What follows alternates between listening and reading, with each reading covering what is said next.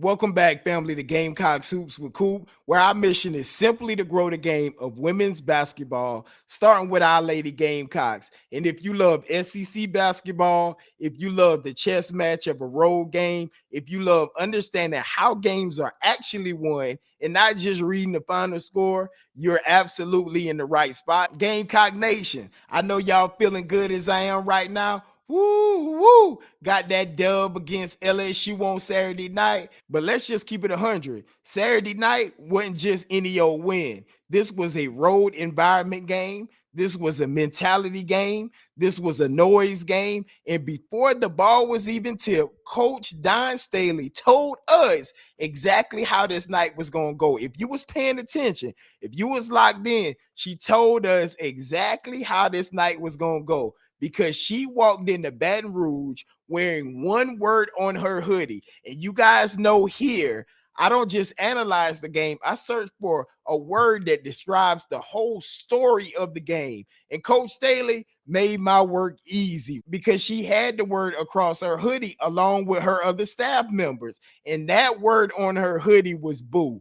B.O.O. And that's the word that tells the entire story of this game, because boo wasn't just something we heard, it was something that our lady Gamecocks used. And I know y'all thinking, Coop, what do you mean by that? Now, when I say the word boo, I'm not just saying the word, I'm breaking it down, because the B in boo stood for boos became belief. And most people hear boos and they think hate, they think disrespect, they think pressure. But sometimes boos don't mean they're against you. Sometimes boos mean you matter. And you don't get booed because you are irrelevant. You get booed because you're a problem. It basically said, you guys think noise is pressure and we think it's confirmation. And once you flip the meaning of noise, the noise loses its power. And you can feel that belief early on in this game.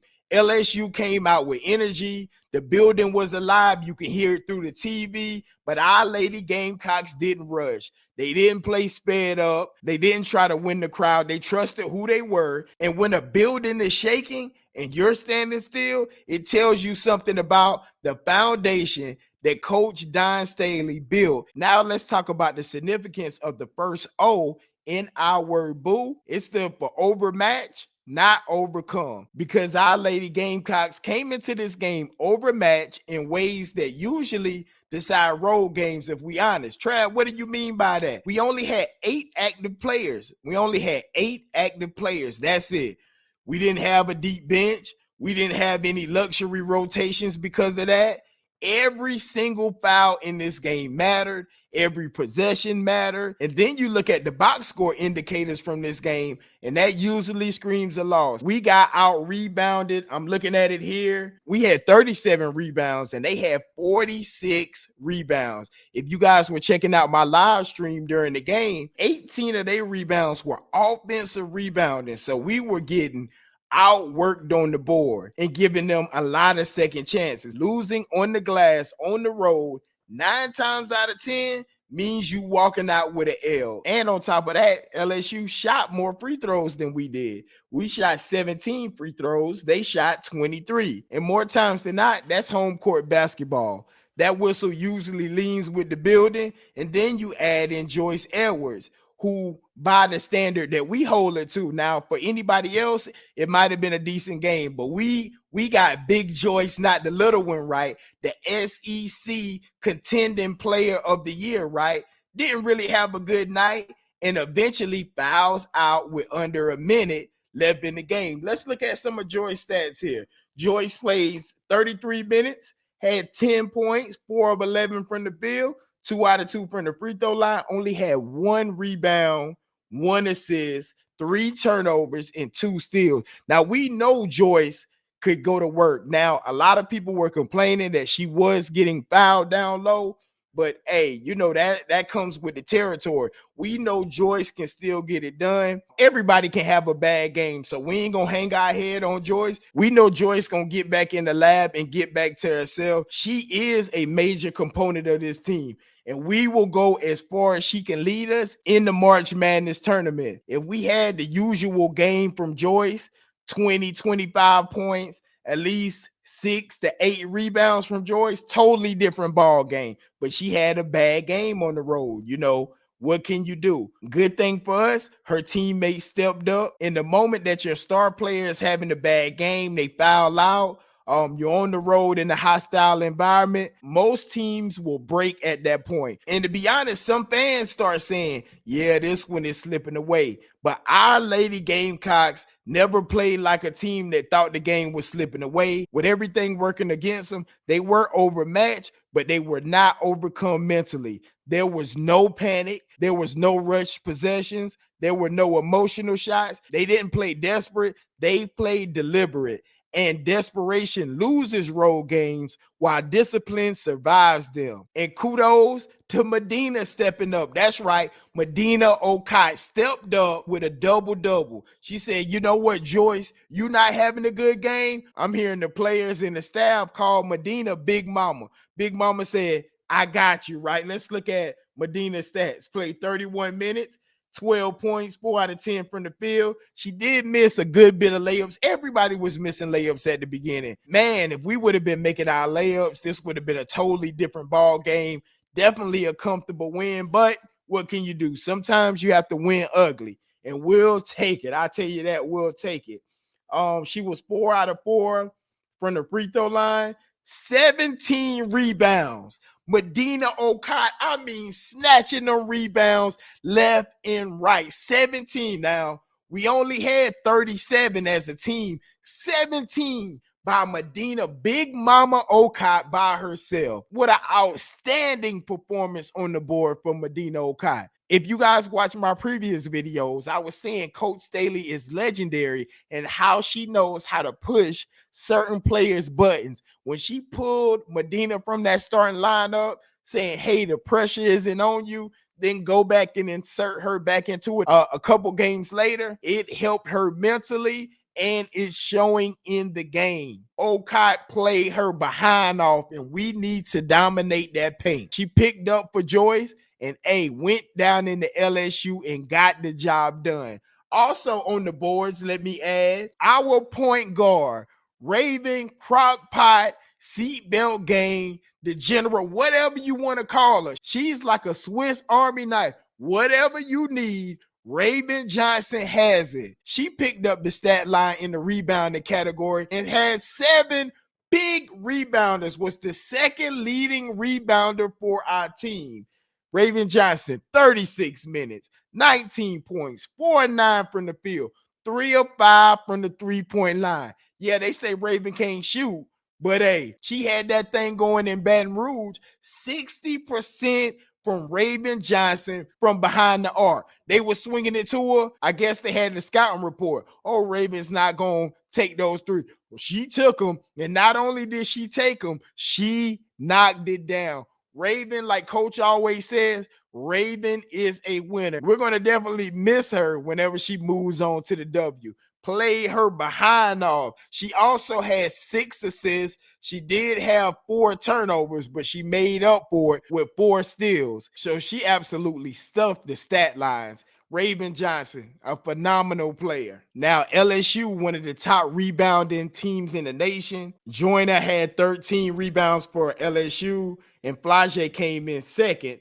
for their team with 8 rebounds. They finished with 46 rebounds again, and we finished with 37. With Joyce fouling out, that really should have been the headline, but it wasn't, because the structure didn't leave with her. When your star leaves the floor, your structure holds, and that's not luck.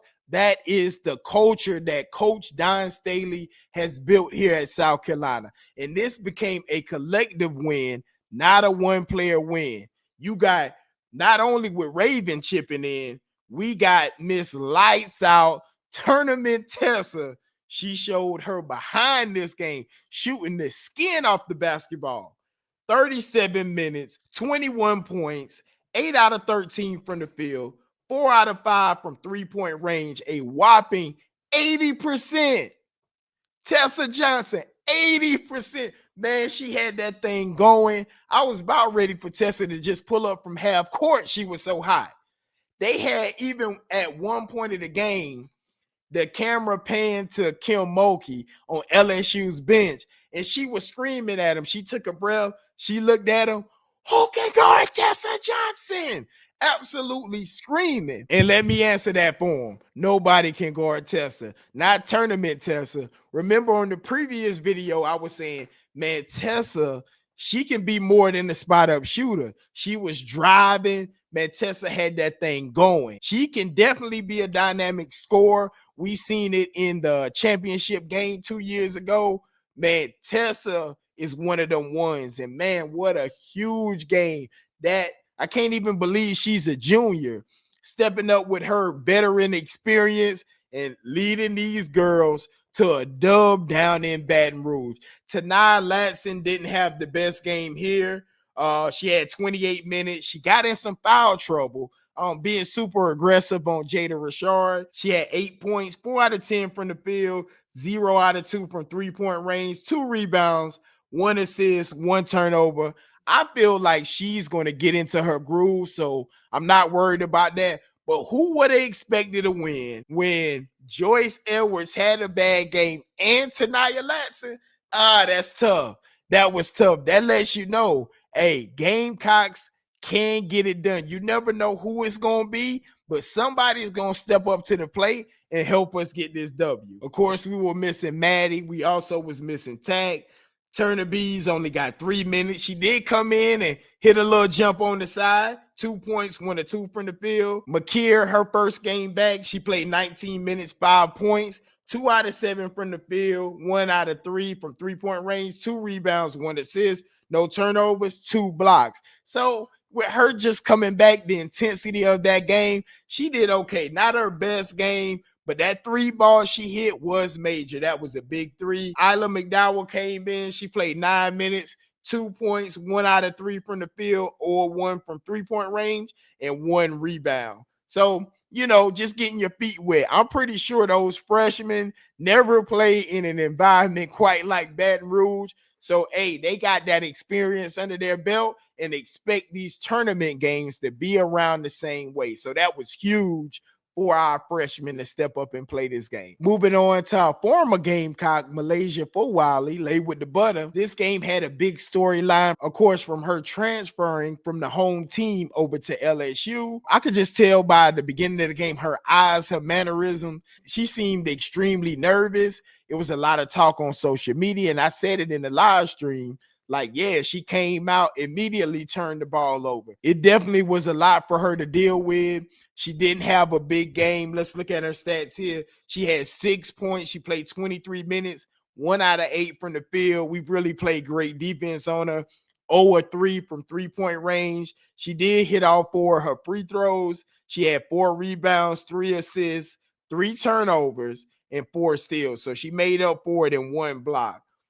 She always has that energy, but I'm biased. I think she should have stayed at South Carolina. I think she would be further along in her development, but hey, everybody has to choose their own personal journey. And Malaysia Fowali, we still love you, wish you the best, just not when you playing our Lady Gamecocks, because this Gamecocks all day this way. Another person I want to shout out is Flajay Johnson. Man, she played hard with aggression, with confidence, super emotional player. I remember at the beginning of the game, she had a jump over Okot, put her hand close down to the court saying Okot was too small for her. But then at the end of the game, those emotions swing, they pan the camera to her, looking like she was almost about to cry out there. But I do think she's very talented, but just didn't have enough to get it done against our Lady Gamecocks. Missed 2 crucial free throws down at the end, and we were, 15 out of 17 from the free throw line, which was excellent. I loved our free throw shooting, 88%, and LSU was 14 out of 23, 61% from the field. Now moving on to our final O in our word boo that describes this game. It stood for on the moment. And this is where seasoned Gamecock fans really smiled, because the second half, it wasn't really flashy. There wasn't no huge runs. I think we went up by 8 one time. It was no moment where the crowd went silent all at once. This was a possession basketball game. Clock awareness, shot discipline, defensive trust. Our Lady Gamecocks didn't try to win the game 5 minutes early. They own the moment they were in. While young teams try to chase separation, veteran and championship teams protect control. And every time the crowd try to surge emotionally, our Lady Gamecocks slowed it back down, not with fear, but with understanding that that's how you survive a road game like this. And when you sit back and kind of look at this game carried weight because this wasn't just another win. This was the 18th straight win against LSU, right? I think the last time LSU won was in 2013, if I'm not mistaken, 2012 or 2013. This was also our legendary Coach Staley's 500th win, and this is why we were shorthanded in a hostile, uncomfortable environment. And at some point, streaks stop becoming streaks and start becoming the standards. So when you guys think about this game, don't think about silence. Think about boo. B.O.O. Boos became believe, a team that was overmatched but not overcome, a moment that was owned, not rushed. And we didn't have to quiet the crowd. We let it talk and we kept playing our game. And that's our South Carolina Lady Gamecocks basketball. Hey, if you enjoyed this video, hit the like button, comment, talk to me, I talk back. Let me know what was your favorite part about this game or this rivalry matchup, if we can call it that, versus LSU. And again, if you're interested in growing the game of women's basketball, starting with our Lady Gamecocks, hit the subscribe button. Hey, I'll see y'all for the preview, and we're probably going to do a watch party for our game on Thursday. Y'all be blessed, and as always, go Gamecocks.